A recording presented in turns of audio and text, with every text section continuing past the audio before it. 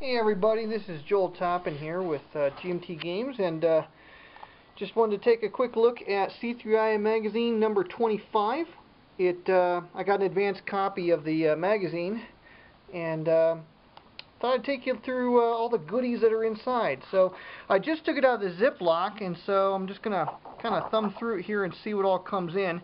Obviously, there's a lot of content in C3i, but my favorite part is always the inserts. So let's look at some of the inserts in here.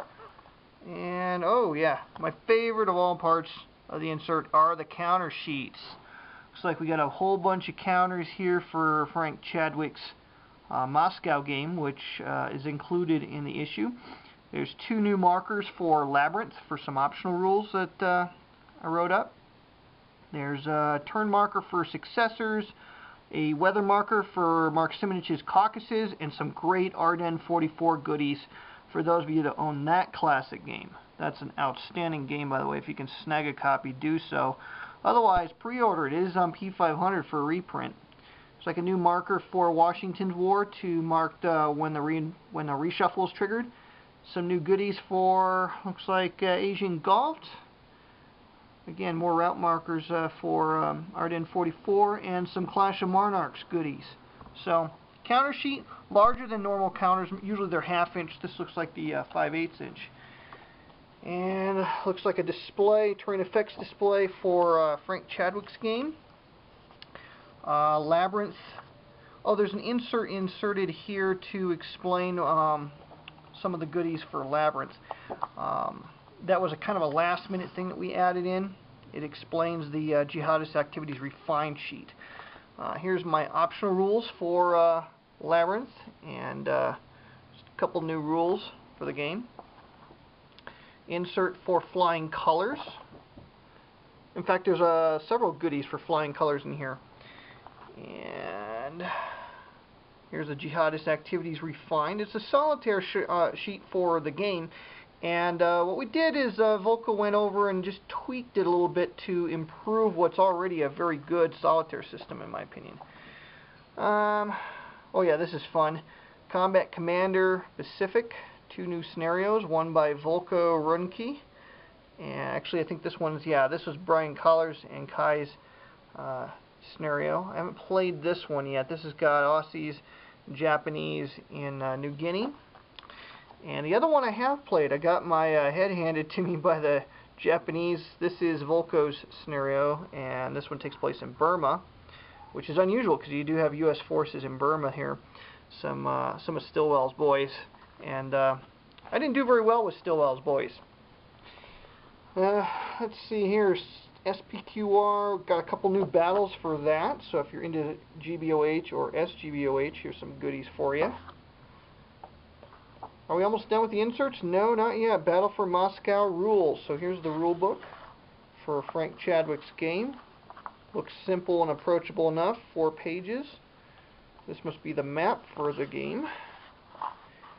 This is one of the first war games I played way back when. I remember cutting apart a cereal box and gluing the pieces on and playing this game. This is really great. Nice trip down memory lane there for sure. Let's see what we got here. Adrianople. Oh, cool. This is going to be the Epic version for Commands and Colors. And if you've never played Commands and Colors Epic, that is truly the way to play. So, all the Epic you can handle. Okay, another Adrianople. Okay, this one says Richard Borg version, and the other one says, what, Kevin Duke version? Yep. So it looks like 2 different versions of the Commands and Colors Epic Battle of Adrianople. Okay, so those are the inserts. Let's look at the magazine, and for once I'll try to go forward through a booklet. Looks like color on the opening sheet. Labyrinth Developer's Notes written by yours truly. Hopefully you'll find that interesting reading. Article here on using Labyrinth in the classroom by Rex what's that, Brynan, I think is his name. C3i Player Gamer Profile, Jeremy Antley. By the way, I did get an advanced copy earlier than this one. I actually have 2 copies of the C3i, so I was able to see some of these components but I was getting them sort of in dribs and drabs, as it were. The counter sheet didn't come in till later. This is the scenario for SPQR, some battles out of Spain, it looks like.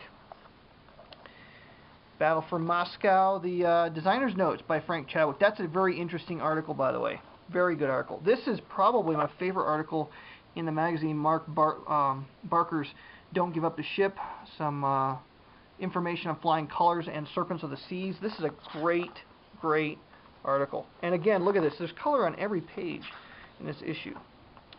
So lots of good stuff if you're into flying colors. If you're not into it, you might be into it after reading this information. So beware of that. You might find yourself buying some new games. Alright, here's Mark Herman's new article, Cleo's Corner number 2, to script or not to script. That is the question. Very good stuff. Mark's a very good writer, and his stuff is always a pleasure to encounter. He's got also, well actually this isn't from Mark Herman, this is by Pablo Garcia, who's a very good Empire of the Sun player. And so he's got some strategy notes here for Japan, New Guinea, and the Solomons in Empire of the Sun. So if you're into Empire of the Sun, some more goodies for you on that game. It's probably one of the best games on Pacific War that you could find. And then here's Mark Herman's article, retrospective on Empire of the Sun. Here's a great article on the founding years by Charles S. Roberts. It's about the early days of wargaming. There's an article by Alan Emmerich, father of board wargaming. So there's a really nice tribute here to Charles S. Roberts in the magazine. And again, color on every corner. Let's see, some more goodies. These are just recollections and remembrances of Charles S. Roberts. More, there's interviews with Charles S. Roberts. So there's quite a bit of content on him. So if you're interested, this is great material. There's an article in here for Clash of Giants, Breaking the Code. This is a fantastic game. It's been out of print for a little while, and if you can acquire it, it's a really, really good game. World War I, battles at Tannenberg and the Marne. And here's an article on Tannenberg, which is a really, really tight, intense scenario for that game. So there's a great article in here on that, as well as a response from the designer, Ted Reiser. So you can check that out. And War Game Designer's History of World War I by Ted Reiser. And then here is the CC New Guinea Designer's Notes, Deeper into the Jungle by John Foley, another very good writer. And on the back page here, The Influence of Game Design on We Must Tell the Emperor by Steve Carey, another good writer. And also a new designer. He's got a game called We Must Tell the Emperor with Victory Point Games. It's a solitaire game on the war in the Pacific. Definitely recommend you check that out. And Battle of Adrianople on the back page. There's no wasted space in this magazine. Wow. So that's C3i 25 coming to a delivery box near you. And looks like quite a great issue. So if you see anything in here, it's interesting. I know some people just wanted some of the Labyrinth content. They're asking what's going to show up in the reprint. What's going to show up in the reprint is basically what came in the basic game. So if you want the insert that gives you a couple optional rules and some new pieces, definitely recommend you check the magazine out. And I think you can still get it for the pre-order price if you hurry. And at the pre-order price, you're getting a lot of stuff in here.